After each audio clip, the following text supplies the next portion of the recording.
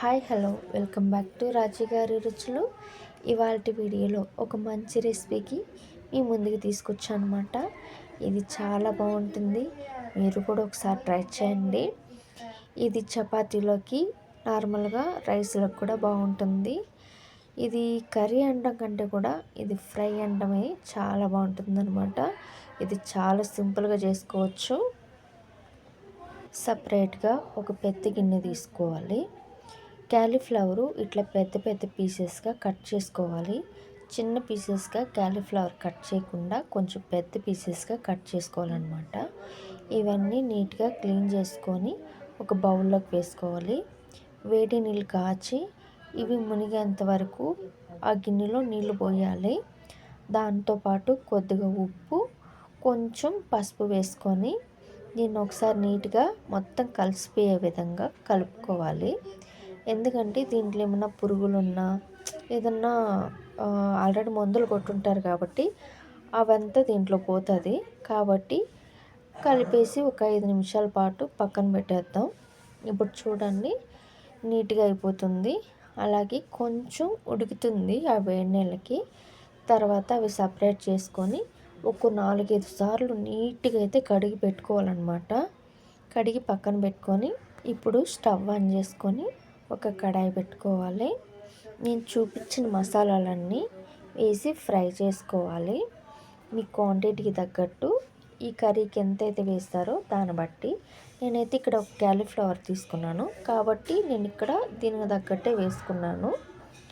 ఇవన్నీ ఒకసారి వేసుకొని లైట్గా ఫ్రై చేసుకోవాలి. ఎక్కువ ఫ్రై అయితే అంతగా బాగోదు, పొడి మెత్తగా నల్లగా అయిపోతుంది. లైట్గా వేగితే సరిపోతుంది. ఇలా వేగిపోయినాక ఇవి తీసి చల్లార్చుకొని మిక్సీకి పొడిలాగా చేసి పెట్టుకోవాలి.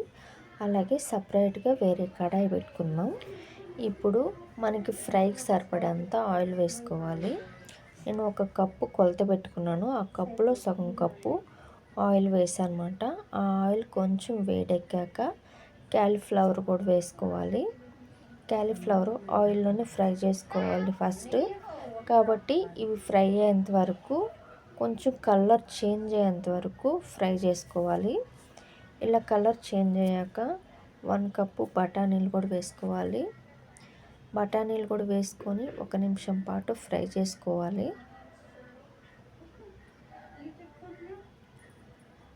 ఒక 2-3 నిమిషాలు ఫ్రై అయ్యాక ఇవంతా తీసి సపరేట్గా వేరే బౌల్లోకి వేసుకోవాలి.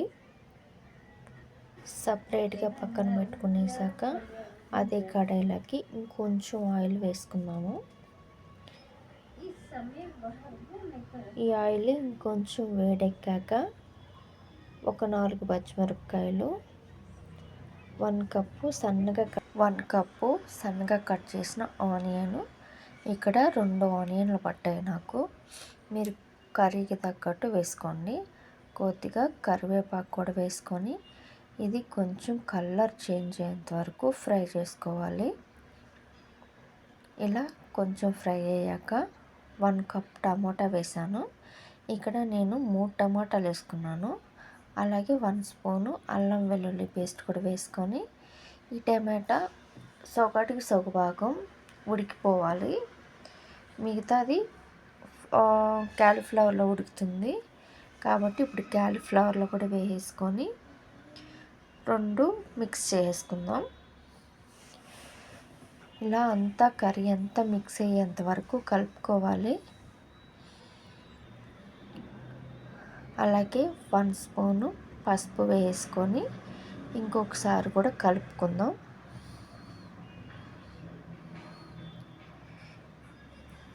ఇలా మొత్తం కలిసిపోయాక 1 స్పూను సాల్ట్, ఇది మీకు రుచికి సరిపడంత వేసుకోండి.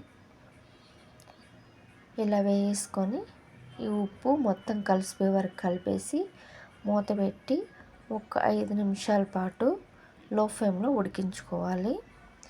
ఇలాగా బాగా ఫ్రై అయిపోయి ఉంటుంది. ఒకసారి కలిపి చూసుకుందాం.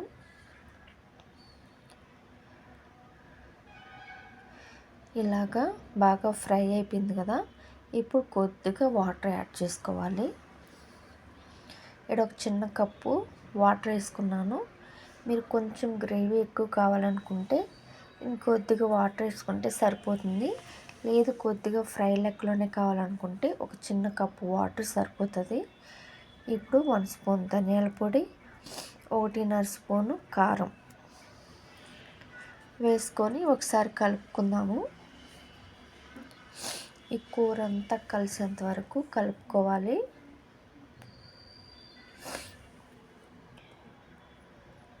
ఇలా ఒకసారి మిక్స్ చేసుకొని నీట్గా చుట్టూ కలుపుకొని మూత పెట్టి లో ఫ్లేమ్లో ఒక 2-3 నిమిషాల పాటు ఉడికించుకోవాలి. ఇప్పుడు చూడండి వాటరు కొంచెం పైకి తేలింది కదా. ఇప్పుడు ఒకసారి కలుపుకుందాం. కింద అడుగంటకుండా కలుపుకోవాలి. అలాగే 1 స్పూన్ గరం మసాలా, మెంతాకు కొద్దిగా వేసుకోవాలి నలిపి. అలాగే సన్నగా కట్ చేసుకున్న కొత్తిమీర కూడా కొద్దిగా వేసుకుందాం. ఇప్పుడు ఈ 3 మిక్స్ అయ్యేంత వరకు కలుపుకోవాలి. క్యాలీఫ్లవరు ఆయిల్లో ఫ్రై చేయడం వల్ల మనం వాటర్ వేసి ఉడకబెట్టుకున్నా కూడా ముక్క చెదిరిపోదు, నీట్గా బాగుంటుంది. కాబట్టి క్యాలీఫ్లవర్ కట్ చేసేటప్పుడు పెద్ద పీసెస్గా కట్ చేసుకోవాలి. అలాగే కొద్దిగా ఆయిల్లో ఫ్రై చేసుకుంటే ముక్క కూడా గట్టిగా ఉంటుంది. ఇప్పుడు 1 నిమిషం పాటు మూత పెట్టి ఉడికించుకోవాలి. అంతే, కూర రెడీ అయిపోయింది.